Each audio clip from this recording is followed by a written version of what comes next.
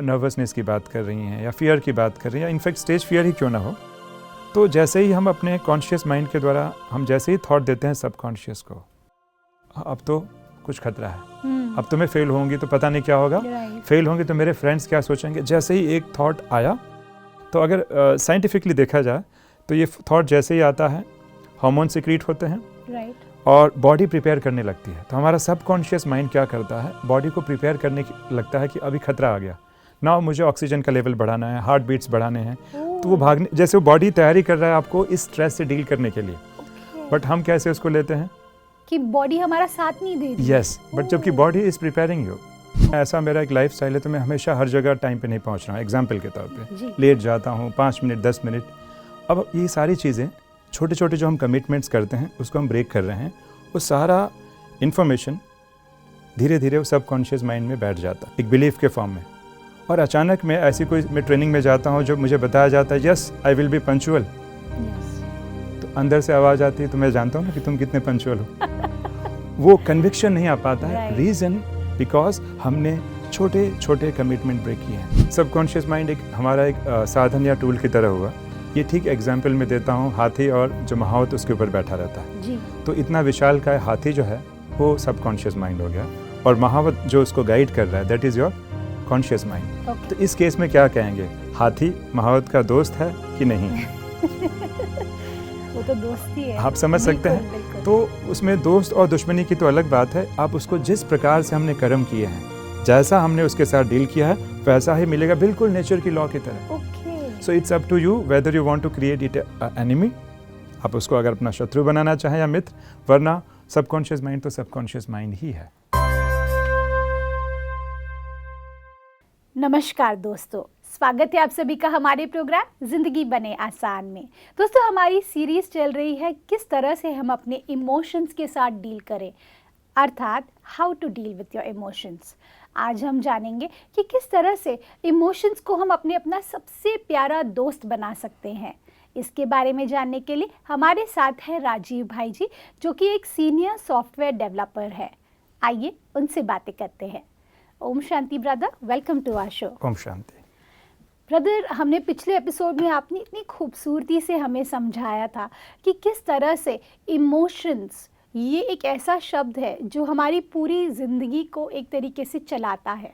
अगर हम उसे सही तरीके से यूज़ करें तो हमारी ज़िंदगी बहुत खूबसूरत बन सकती है, लेकिन अगर वही इमोशंस हमें फंक्शन करने के लिए मजबूर कर रहे हैं या ग्रसित कर रहे हैं तो हमारी ज़िंदगी में बहुत सारी कठिनाइयाँ आ सकती हैं। अब मैं जानना चाहती हूँ ब्रदर, जब हम बात करते हैं कि दो आवाज़ों की, कई बार ऐसा होता है हमारे माइंड में एक सिचुएशन को लेकर के दो तरह की बातें चल रही होती हैं। ऐसे में हमें किसकी आवाज़ सुननी चाहिए, इसके बारे में आपका क्या कहना है? ग्रेट। ये प्राय बहुत से लोग ऐसी सिचुएशन को फेस करते हैं जब मन में दुविधा या द्वंद्व चलता है, या इंग्लिश में इसे हम कहते हैं मेंटल कॉन्फ्लिक्ट जी। तो जहाँ एक तरफ कॉन्शियस माइंड और दूसरी तरफ सबकॉन्शियस माइंड, दोनों के बीच में कहीं ना कहीं एक संघर्ष में अवस्था हो जाती है और व्यक्ति बड़ा ही एक दुविधा में फंस जाता है जी। कई लोग इसे रिजॉल्व कर पाते हैं, कई लोग इसे क्या करते हैं कि लंबे टाइम तक डिले करते हैं, इग्नोर करते हैं। इट्स अबाउट, क्योंकि क्या होता है जब ये संघर्ष चलता है तो केवल संघर्ष नहीं, इस संघर्ष से भी इमोशंस पैदा होते हैं। ट्रू। एंड लोग क्या करते हैं, इसको इग्नोर करते हैं और सोचते हैं ये करूं कि वो करूं, ये सही था। तो कहीं ना कहीं इसमें हम जब दोनों चीज़ों से, जैसे आप पूछ रहे थे कि क्या किया जाए, तो ये तो लॉन्ग टर्म देखा जाए तो मेडिटेटिव प्रोसेस में जब हम इस दोनों संघर्ष को साक्षी भाव से, as a detach observer, as a दृष्टा जब हम देखते हैं, तब हमारा जो इनर कंसाइंस, जो हमारा अंतर मन है, एक बहुत ही अप्रोप्रिएट डिसीजन के साथ हमारी जो विजडम है अपने आप अंदर से ही जागृत होती है। प्रोवाइडेड हम उस अवेयरनेस में रहें और उस दोनों संघर्ष को साक्षी होकर, एकदम डिटैच होकर देख पाए, तब, जिसके लिए थोड़ी अभ्यास की आवश्यकता होती है। ब्रदर, यहीं पर मेरे मन में एक सवाल आया, ऐसा क्यों होता है कि जब हम खुद उस सिचुएशन में होते हैं ना, तो हमको समझ में नहीं आता करना क्या है, लेकिन सपोज अगर मेरे जगह पे मेरी कोई फ्रेंड है, उनसे हम ये पूछते हैं तो वो डिटैच होकर के हमको सब कुछ बता देंगे। लेकिन वही चीज़ जब हमारे ऊपर होता है तो हम उसका आंसर नहीं ढूंढ पाते। बिल्कुल सही कह रही हैं, क्योंकि फ्रेंड के केस में फ्रेंड जो है थर्ड पार्टी है। राइट। यहाँ पे भी वही चीज़ें होती हैं कि जैसे मैंने बताया था कि जब भी ये एक नियम है जैसे इमोशन का हम ऐसे समझ सकते हैं कि जब भी हम इमोशनली ओवरवेल्म्ड होते हैं जी। और पूरी तरह से हम उस भावनाओं में, चाहे वो हर्ट हो गया हो, चाहे एंगर हो, उसमें पूरे समाये रहते हैं, उस समय हमारा जो वाइस माइंड होता है, हमारा जो विजडम होता है वो काम नहीं करता, इंटेलेक्चुअल माइंड भी काम नहीं करता है जी। एंड दैट इज़ रीज़न कि हमें कहीं ना कहीं अभ्यास करना पड़ता है कि कैसे हम अपने आप को इमोशन से सेपरेट कर सकें। कैसे हम अपने आप को यहाँ तक कि विचारों से भी थोड़ा दूर ऑब्जर्व कर सकें कि मैं उस विचार से बिल्कुल अलग हूँ, क्योंकि जब तक हम उससे अलग नहीं कर पाएंगे तब तक decision making will be very different. तो ये चैलेंज हो जाता है, ये चैलेंज अवश्य होता है, क्योंकि जब भी इमोशन हावी होंगे जी, और जितना ज़्यादा रिपीटेशन, जैसे हमने जाना है कि जितना ज़्यादा विचार करते हैं उतने ये प्रोसेसिंग और फास्ट होगी। एग्जैक्टली। और भी इमोशन, और इमोशन ही नहीं, यहाँ तक कि पिछली बार किसी ने किसी को हर्ट किया होगा या पिछला एंगर होगा, वो चीज़ें भी कनेक्ट हो जाती हैं। राइट। तो उनकी मात्रा इतनी ज़्यादा हो जाती है कि उस समय हमारी लॉजिकल और थिंकिंग एबिलिटी जो है कम पड़ जाती है। Okay. And that is the reason we are not able to decide, and that is the first principle. आप देखेंगे कि दुनिया में लोग, because whenever we do some study, जैसे स्पार्क में भी कई बार स्टडी किया जाता है different types of meditation technique जी। वेरी ओपनली, तो अक्सर करके बहुत सारी टेक्निक्स में देखा जाता है कि लोग शुरू से लेकर प्राचीन हमारी सभ्यता रही, संस्कृति रही है, इमोशंस को या भावनाओं को अलग होकर दृष्टा के रूप में, डिटैच ऑब्जर्वर के रूप में, और उसी डिटैच ऑब्जर्वर को, दृष्टा को लोगों ने अलग अलग नाम दिया, किसी ने एनर्जी, किसी ने स्पिरिट, आत्मा, अलग अलग नामों से संबोधित किया जाता है। So that is an art which needs practice. This is one of the step, getting detached from the emotion and observing the things as a third party. Brother, यहीं पर एक सवाल आता है, जब हम बात करते हैं डिटैच होने की, मैं सच बताऊं, जब सपोज अगर मैं अपनी ही बात करूं, ठीक है, अगर मैं कोई एग्जाम देने जा रही हूँ, सपोज मेरा कॉलेज में हमेशा से ये प्रॉब्लम था, मुझे फियर बहुत रहता था, एग्जाम फियर। करेक्ट। अब उस मोमेंट पर मेरे पास दो चीज़ें हैं। एक तो है कि मैं उस पैनिक स्टेट में ही रहूं, which is very easy at that moment. क्यों? क्योंकि वही नेचुरली आ रहा है। और एक हुआ कि आप उसको ब्लॉक करके, नहीं मुझे एंजाइटी नहीं फील करना है और मुझे कॉन्फिडेंट फील करके जाना है, उसमें मेहनत लगती है। ऐसे सिचुएशन में अपने आप को डिटैच कैसे किया जाए? क्योंकि देखिए, वो आपको फिजिकली भी अफेक्ट कर रहा है उस मोमेंट पर। शायद मेरी हार्ट रेट हाई होगी, शायद मैं नर्वस होंगी, शायद मेरे हाथ में पसीना आ रहा होगा, शायद मैं एंशियस फील कर रही हूँ, ब्रीदिंग भी आपकी फास्ट होगी, ब्रीदिंग फास्ट होगी, नर्वसनेस में फियर भी बहुत होता है, तो फियरफुल भी फील कर रहे हैं। तो ये सब कुछ फिजिकली भी हम फेस कर रहे हैं। ऐसे में डिटैचमेंट कैसे आए ब्रदर? Good question. यूजुअली देखा जाए तो ये सारी जो चीज़ें हो रही हैं, ये इमोशन का एक्सप्रेशन हमारे बॉडी पे आ रहा है, जो आप सारी बातें डिस्क्राइब कर रही थी। तो ये माना जाता है कि इमोशन, पहली बात, गुड और बैड होते नहीं हैं, बट हमने क्या किया है उसको कैटेगराइज किया हुआ है, क्योंकि इमोशंस के बेनिफिट्स भी हैं। अब ये जो प्रक्रिया जो आप बता रही थी कि ऐसा होता है, इसके पीछे हमारा सबकॉन्शियस माइंड इन्वॉल्व रहता है। अच्छा। और ये भी देखा जाए तो बॉडी एक प्रकार का प्रोटेक्टिव मेजर यूज़ कर रही है। लेकिन कैसे, एग्जाम्पल के तौर पे मैं बताऊंगा इस बात को थोड़ा सा, और अगर मैं एलोबरेट करूं कि ये जो आप नर्वसनेस की बात कर रही हैं या फियर की बात कर रही हैं, इनफैक्ट स्टेज फियर ही क्यों ना हो, तो जैसे ही हम अपने कॉन्शियस माइंड के द्वारा हम जैसे ही थॉट देते हैं सबकॉन्शियस को, अब तो कुछ खतरा है, अब तो मैं फेल होंगी तो पता नहीं क्या होगा, फेल होंगी तो मेरे फ्रेंड्स क्या सोचेंगे, जैसे ही एक थॉट आया, तो अगर साइंटिफिकली देखा जाए तो ये थॉट जैसे ही आता है, हार्मोन सिक्रीट होते हैं, और बॉडी प्रिपेयर करने लगती है। तो हमारा सबकॉन्शियस माइंड क्या करता है, बॉडी को प्रिपेयर करने लगता है कि अभी खतरा आ गया, ना मुझे ऑक्सीजन का लेवल बढ़ाना है, हार्ट बीट्स बढ़ाने हैं, तो वो भागने, जैसे वो बॉडी तैयारी कर रहा है आपको इस स्ट्रेस से डील करने के लिए। बट हम कैसे उसको लेते हैं कि बॉडी हमारा साथ नहीं दे रही। यस, बट जबकि body is preparing you. Same situation तभी होती है कि अचानक में आप किसी स्थान पे जा रहे हैं, कल्पना कीजिए, और अचानक आपके सामने शेर आ जाए। You can imagine what, with in few seconds body prepare कर रहा है, फटाफट हार्ट बीट्स या जो है श्वास की रफ्तार तेज हो जाना, फटाफट ये सारी चीजें, डायलेटेड आईज, तो बिकॉज इट इज एक, आपने जैसे थॉट दिया, सबकॉन्शियस माइंड का रिएक्शन शुरू हुआ, बॉडी पे उसका जो है प्रकट होना चालू हो गया। So it is preparing the body for either fight और फ्लाइट मोड। तो same thing is happening over here. लेकिन फिर हम उसको क्या करते हैं, हम उसको अलग वे से इंटरप्रेट करते हैं। और इसीलिए कई बार मैं लोगों को कहता हूँ, अक्सर करके लोग आते हैं, स्टूडेंट्स की आपने बात बताई, कॉमन जस्ट मैं उसी प्रॉब्लम से रिलेट कर रहा हूँ कि भाई साहब हम जाते हैं इंटरव्यूज़ के लिए या शोज़ जहाँ पे हज़ारों लोग बैठे रहते हैं, हम कितने भी साल से सेशंस लेते रहते हैं, लेकिन कहीं ना कहीं जो है ना वो दिल की धड़कन तेज़ हो जाती है। तो is there any way out, same question. तो अक्सर करके मैंने एक शॉर्ट टर्म टेक्निक सिखाता हूँ, जैसे मैं एलुब्रेट करूँगा, ऐसे हम कनेक्ट कर सकते हैं। उसमें ये होता है कि हम मान लीजिए नाम अनाउंस हुआ, yes now you have to deliver the speech. तो ऐसे स्टेट में कुछ सेकेंड्स हमने ब्रीदिंग को लिया, श्वास, और उसको कुछ देर के लिए होल्ड करके रखा फॉर फ्यू सेकेंड्स। लोगों को नहीं मालूम पड़ना चाहिए कि आई एम डूइंग दिस। कुछ देर के लिए जैसे होल्ड करके रखते हैं, क्योंकि हार्ट बीट्स का कनेक्शन है, जैसे ही हमने होल्ड करके रखा, यू विल फाइंड थोड़ा सा रिलैक्स आप हो जाएंगे। थोड़ा सा, ये नहीं कह रहा हूँ कि हार्ट बीट्स बंद हो जाएंगे। आप गए मंच पर, अभी भी धक धक थोड़ा बहुत चालू है, लेकिन अभी भी स्टिल, बिकॉज थोड़ा सा आपको पॉज मिल गया, आप थोड़ा शांत हो गए, you have a opportunity to separate your self. So usually what they do कि स्पीच दे रहे हैं, एक तरफ दिल के धड़कन काम कर रही है, कोई बात नहीं, you continue your work, I will continue my work. तुम अपना धड़कन भले बढ़ाओ, मैं अपना काम करूंगा, और आप पाएंगे कुछ टाइम के बाद, कुछ क्षण के बाद चीज़ें एकदम नॉर्मल हो जाती हैं। तो ये थोड़ी देर का खेल होता है। The same thing happens in the exam का भी जो होता है। सो कई लोग समझते हैं कि इमोशंस आर बैड, और जो आप बता रहे थे, कई लोग ऐसे करते हैं, either they will suppress it, नहीं मुझे डर नहीं फील करना है, नहीं मुझे डर नहीं फील करना, either they will suppress it or they will express it. Because अभी कैसा होता है ब्रदर, जब हमको क्या बताया गया है कि अगर आपको डर लग रहा है तो आपको क्या बोलना है, मैं बहुत स्ट्रांग हूँ, मैं निडर हूँ, मैं जो चाहूँ वो कर सकती हूँ। ऑपोजिट्स हमको दिया जाता है एज एन एफर्मेशन, लेकिन mind is constantly rejecting it because fear तो है उस मोमेंट पर, सो इट लुक्स फेक।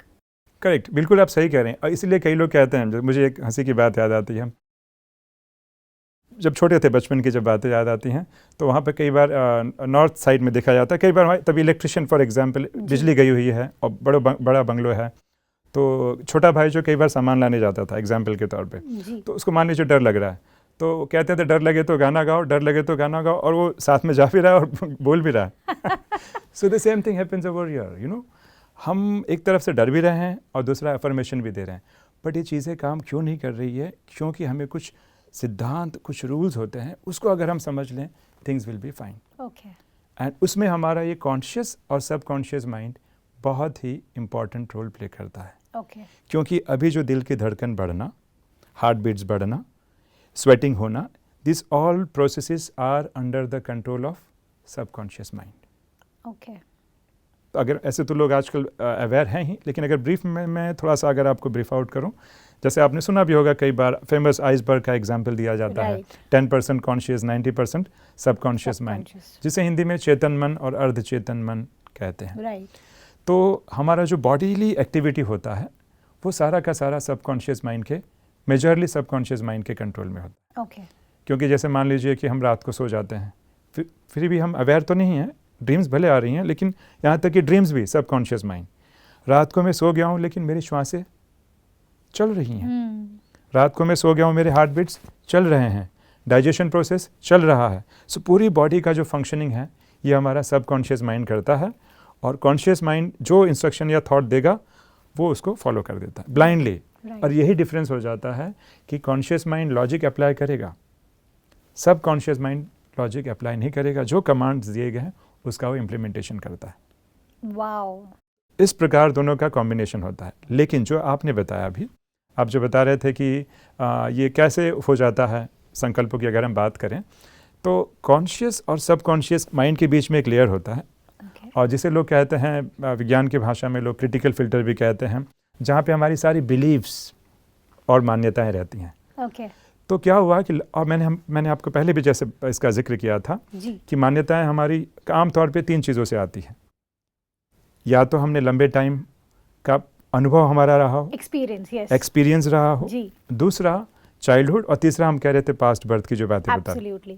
तो इसमें क्या होता है कि कोई चीज़ आपने बार बार रिपीट की है, तो हमारी एक मान्यता बन जाती है, और जब मान्यता बन जाती है तो ऊपर से आप कितना भी कॉन्शियसली अफर्मेशन दें, that will not work. So true, because brother यही मैक्सिमम टाइम्स हो रहा है, क्योंकि एफर्मेशंस ये एक तरीके का ट्रेंड बनता जा रहा है लोगों तक पहुंचने के। कुछ लोग उसका फ़ायदा उठा भी रहे हैं, करेक्ट, लेकिन वो मैक्सिमम लोग नहीं उठा पा रहे हैं। ऐसा क्यों होता है? मैं आपको इसमें एक और एग्जांपल ऐड करूंगा ताकि और क्लैरिटी मिले जी एक छोटी सी एग्जांपल। मान लीजिए हम पंक्चुअलिटी की बात करते हैं जी। अफर्मेशन के एग्जांपल में, तो मैं क्या करता हूँ कि मैं ऐसा मेरा एक लाइफ स्टाइल है, तो मैं हमेशा हर जगह टाइम पे नहीं पहुँच रहा हूँ। एग्जांपल के तौर पे जी लेट जाता हूँ 5 मिनट 10 मिनट। अब ये सारी चीज़ें छोटे छोटे जो हम कमिटमेंट्स करते हैं उसको हम ब्रेक कर रहे हैं। वो सारा इन्फॉर्मेशन धीरे धीरे वो सबकॉन्शियस माइंड में बैठ जाता है ओके एक बिलीफ के फॉर्म में। और अचानक मैं ऐसी कोई मैं ट्रेनिंग में जाता हूँ जो मुझे बताया जाता है yes I will be punctual, yes तो अंदर से आवाज़ आती है तो मैं जानता हूँ ना कि तुम कितने पंक्चुअल हो। वो कन्विक्शन नहीं आ पाता है। Right. रीज़न बिकॉज हमने छोटे छोटे कमिटमेंट ब्रेक किए हैं। अगर मैं कहता हूँ आई विल बी सक्सेसफुल और अंदर से आवाज़ आती है कि जो आदमी छोटे छोटे कमिटमेंट तुम फेल कर रहे हो, हमारा मन ही हमको एक आवाज़ सुनाता है राइट। कि जब तुम छोटे छोटे कमिटमेंट्स पे फेल हो रहे हो तो do you think you will be successful. So true. And that is a reason कि हमें छोटी छोटी जो हम कमिटमेंट्स करते हैं वो भले कोई देखे चाहे ना देखे, लेकिन अगर हम थोड़ा थोड़ा भी अगर वो स्टेप्स उठाते हैं उससे हमारी विश्वास या विल पावर एक कन्विक्शन जो है बढ़ती है। और फिर और हमारी मान्यता और क्या हो रही है, बिलीफ स्ट्रांग हो रहा है। फिर ना चाहते भी पूरा एक मैजिकल शो की तरह होता है। अगर 19-20 हुआ भी तभी भी सबकॉन्शियस माइंड संभाल लेता है।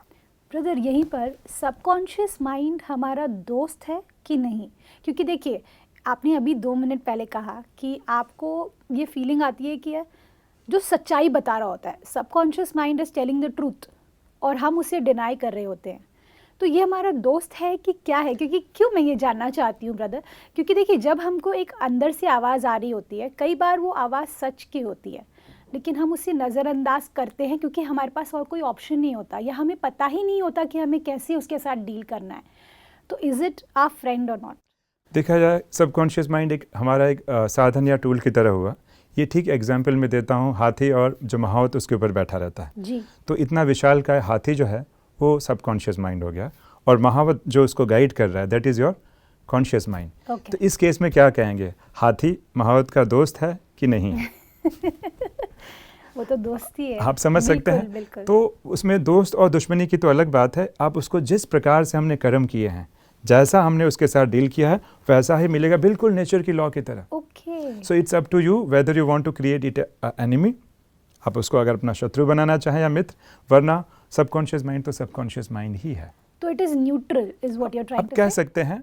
और वो आप उसको कैसे अपनी डेस्टिनी को शेप देते हैं उस टूल को यूटिलाइज करके, क्योंकि विज्ञान के कोई भी साधन, एग्जाम्पल के तौर पे अगर मैं कहूँ चाकू, जी, नाइफ है, सो नाइफ इज इट गुड और बैड?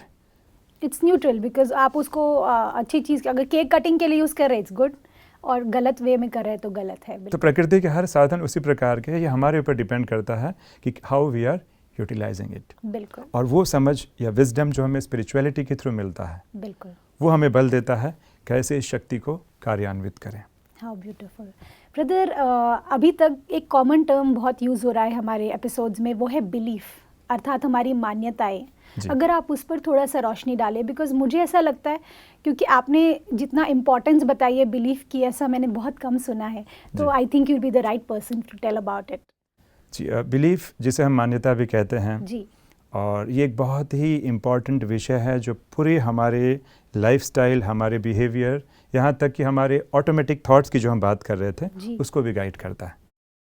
और बिलीफ से ही सारी चीज़ें उनका जो है उद्गम होता है। जैसे हम एग्जाम्पल दे रहे थे ऑटोमेटिक थॉट्स की, एक छोटा सा एग्जाम्पल मैं दूंगा ताकि अच्छे से समझ सके। मैं रास्ते से जा रहा हूँ और मेरा एक मित्र सामने से आ रहा है और वो जल्दबाजी में था, उसने देखा नहीं, तो मेरा रिएक्शन क्या होगा इसको देखकर? आमतौर पे मुझे लगेगा कि उसने क्या किया, मुझे इग्नोर किया, राइट? ओके।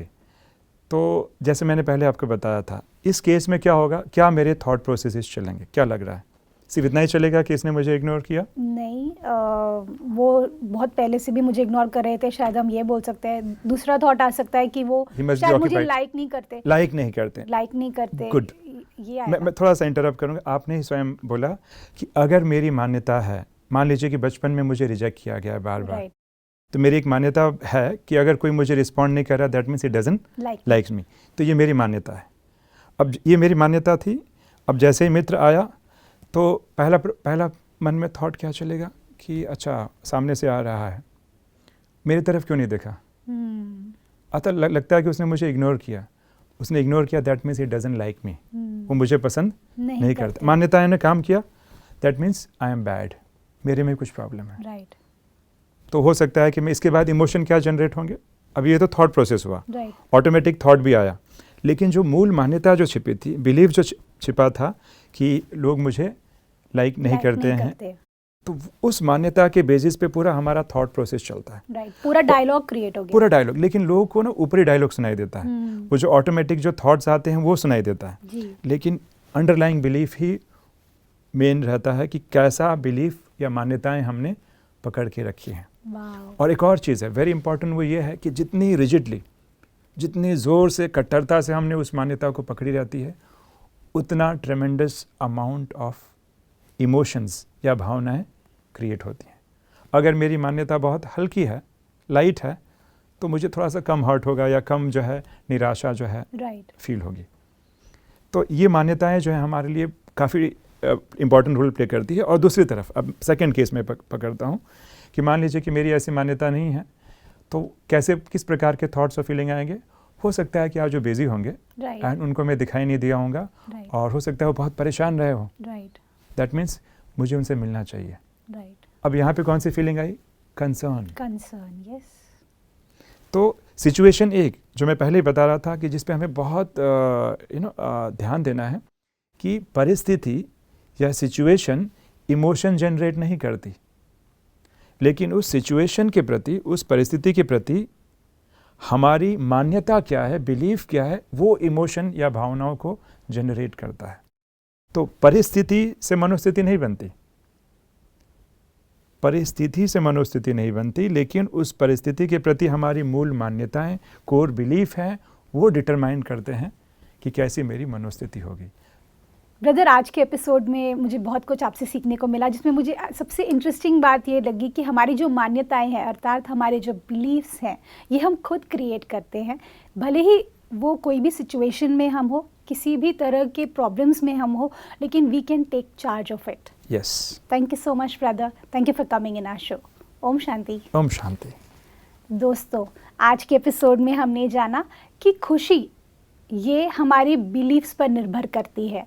अगर आप बिलीव करते हैं कि आज का दिन बहुत ही अच्छा जाने वाला है, अगर आपने इसी थॉट के साथ दिन की शुरुआत की होगी, तो आपको महसूस होगा कि छोटे छोटे ऐसे आपको खुशी के पल मिलेंगे पूरे दिन में, जो आपको एकदम ऐसे जागरूक कर देंगे। लेकिन कई बार ऐसा होता है कि हम दिन की शुरुआत ही गलत सोच से करते हैं, तो उसे रिप्लेस कीजिए और आप देखिए आपके जो बिलीफ्स है, जो मान्यताएं हैं, वो धीरे धीरे बदलने लगेंगे। इस बात के साथ आज के प्रोग्राम को हम एंड करते हैं। कल आपसे फिर मिलेंगे आपके ही शो में ज़िंदगी बने आसान। ओम शांति।